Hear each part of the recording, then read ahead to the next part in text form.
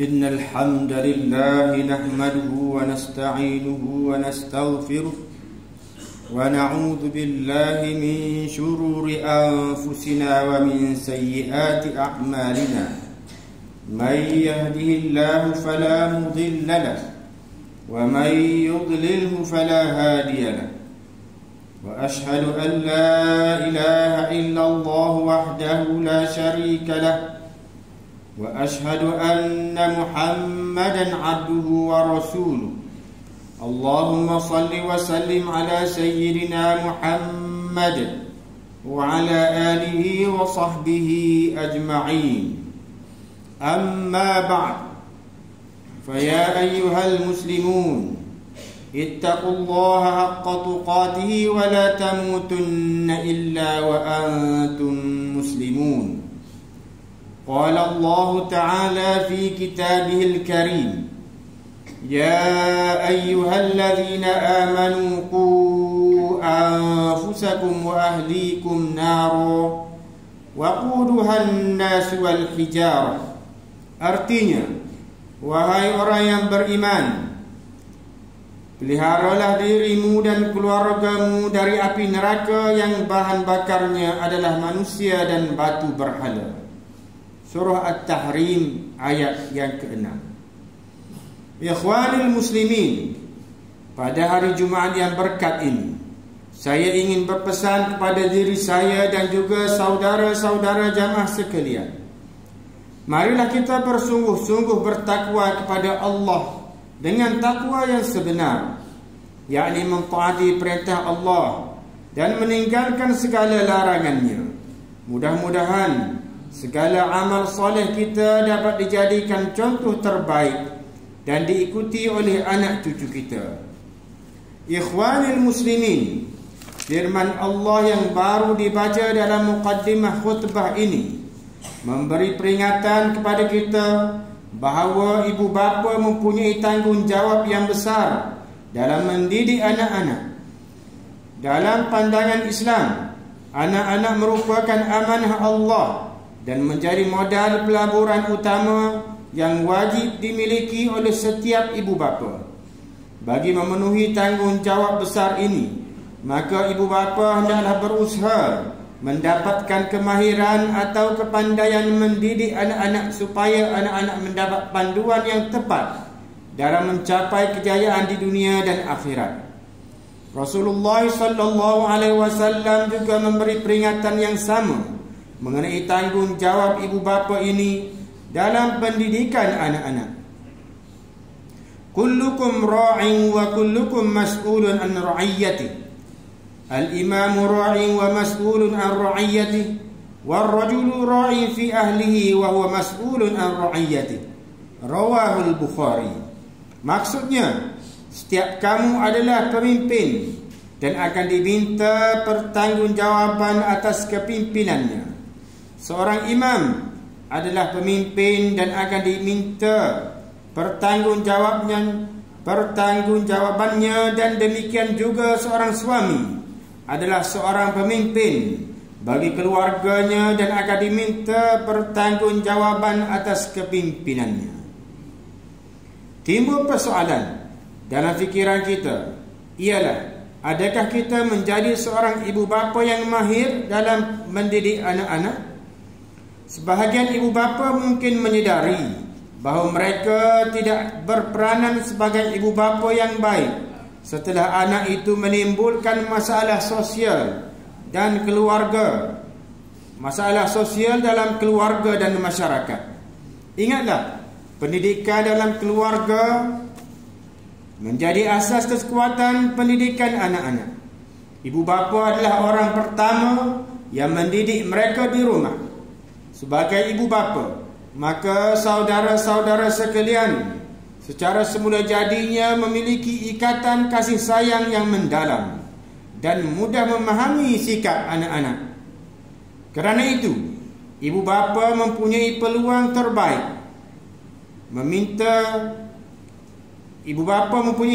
terbaik membina keyakinan diri dan yang kuat dalam diri anak-anak sebagai persediaan menghadapi pelbagai ujian hidup pada masa hadapan.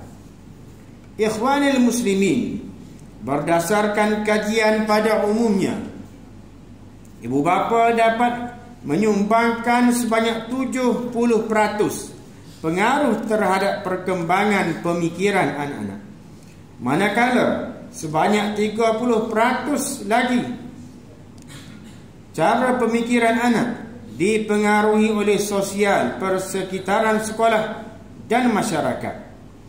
Penemuan kajian ini menunjukkan ibu bapa mempunyai pengaruh yang kuat daripada guru dalam menggalakkan kemajuan pendidikan anak-anak. Sebab itu, ibu bapa yang bijak perlu ada ilmu kemahiran supaya kecemerlangan pendidikan anak di rumah dan di sekolah berjalan lancar. Hakikatnya, ibu bapa lebih berpengaruh dalam mendidik anak-anak. Ini selari dengan nasihat Rasulullah sallallahu alaihi wasallam, "Ma min mauludin illa yuladu 'ala al-fitrah fa abawahu yuhawidanihi aw yunassiranihi aw yumajjisanihi." Rawahul Bukhari wa Muslim. Maksudnya, tiada seorang bayi yang dilahirkan kecuali dilahirkan dalam fitrah suci bersih. Kedua-dua ibu bapa lah yang menjadikannya Yahudi, Nasara atau Majusi. Berdasarkan pesanan Rasulullah ini, ternyata anak-anak akan cenderung meniru apa sahaja yang dilakukan oleh ibu bapanya. Ingatlah, ibu bapa menjadi orang paling tua dan berumur, pemimpin dalam keluarga dan mempunyai pengalaman luas dalam kehidupan. Sebab itu, segala akhlak, tingkah laku, percakapan dan gaya hidup ibu bapa menjadi rujukan dan contoh ikutan kepada anak-anak. Ibu bapa perlu sedar bahawa pada peringkat awal pemikiran anak-anak kita masih mentah. Tiada ilmu kemahiran hidup dan kekurangan serba-serbi.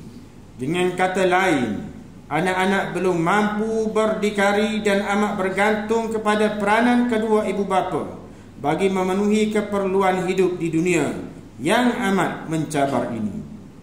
Bagi memenuhi keperluan anak-anak yang menjadi amanah besar kepada ibu bapa ini, salah satu kemahiran ibu bapa yang amat penting ialah keseimbangan dan kerjasama bersepadu ibu bapa dalam mendidik anak-anak. Secara ringkasnya, terdapat 5 tumpuan bidang kerjasama antara ibu dan bapa dalam mendidik anak-anak, iaitu: pertama, ibu bapa hendaklah menjadi contoh teladan kepada anak-anak dalam melaksanakan ibadat dan amal soleh. Kedua, ibu bapa menjadi pengurus, memberi perlindungan, keselamatan dan mengatur keperluan anak supaya pembesaran anak-anak selamat.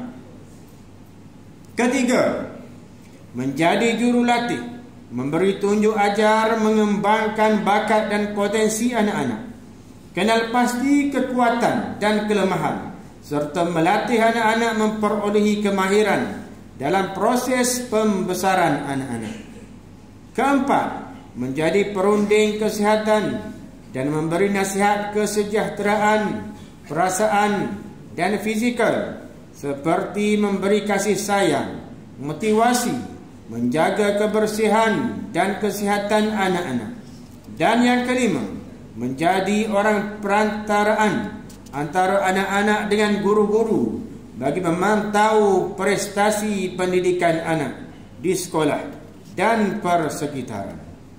Ingatlah, berdasarkan kajian, ternyata kerjasama bersepadu ibu bapa dalam mendidik anak menjadi faktor penting anak-anak mendapat pendidikan lebih baik, yakni anak lebih cenderung memiliki nilai akhlak yang baik, bersekolah secara teratur, memiliki keterampilan sosial yang lebih baik, menunjukkan perilaku mulia dan dapat menyesuaikan diri dengan baik dalam pergaulan dalam masyarakat.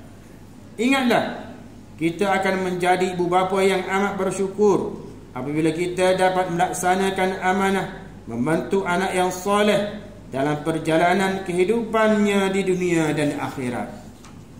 Rasulullah sallallahu alaihi wasallam bersabda, "Ma nahala walidun waladan khairan lahu min adabin hasanin." Rawahu Tirmizi. Maksudnya, tiada pemberian ibu bapa terhadap anaknya yang lebih baik dari adab yang baik. Ikhwanil muslimin, kita amat bimbang berdasarkan pemerhatian terdapat sebahagian ibu bapa yang peranannya dalam mendidik anak tidak seimbang.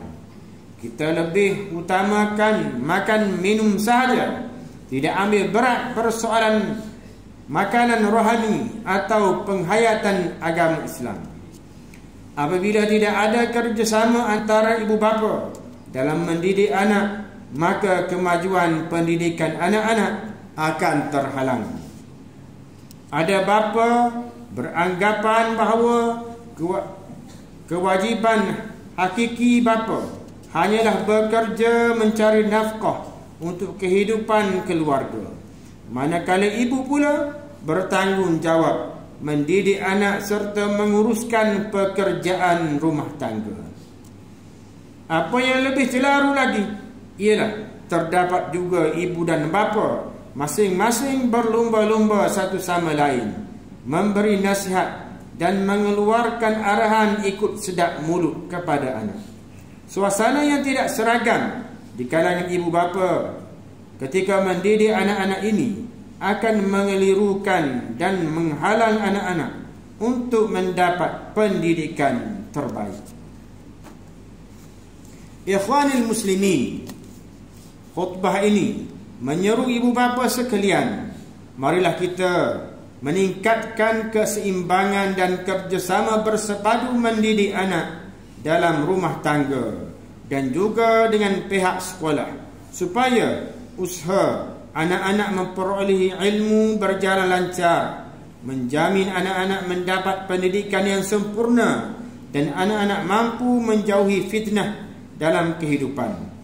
Allah berfirman, "Ya ayyuhalladzina amanu la takhunu Allah war rasul wa takhunu amanatikum wa antum ta'lamun."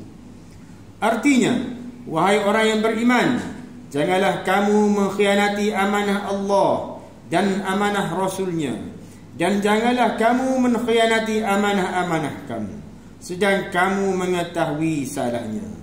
Surah Al-Anfal ayat yang ke-27. Ikhwanil muslimin, akhirnya marilah kita berdoa kepada Allah Subhanahu wa taala agar menyelamatkan kita semua daripada segala wabak penyakit dan bala bencana. Perbanyakkanlah melakukan amal soleh dan menghindari segala kemurkaan Allah Subhanahu wa taala. Ingatlah bahawa mengambil riswah dan salah guna kuasa, mengambil bahan-bahan yang memabukkan dan salah guna dadah, serta segala perbuatan haram akan membawa kehinaan di dunia dan akhirat. Khatib juga ingin menegaskan bahawa menjaga kepentingan saudara sesama Islam, khususnya golongan yang memerlukan, adalah tanggungjawab bersama.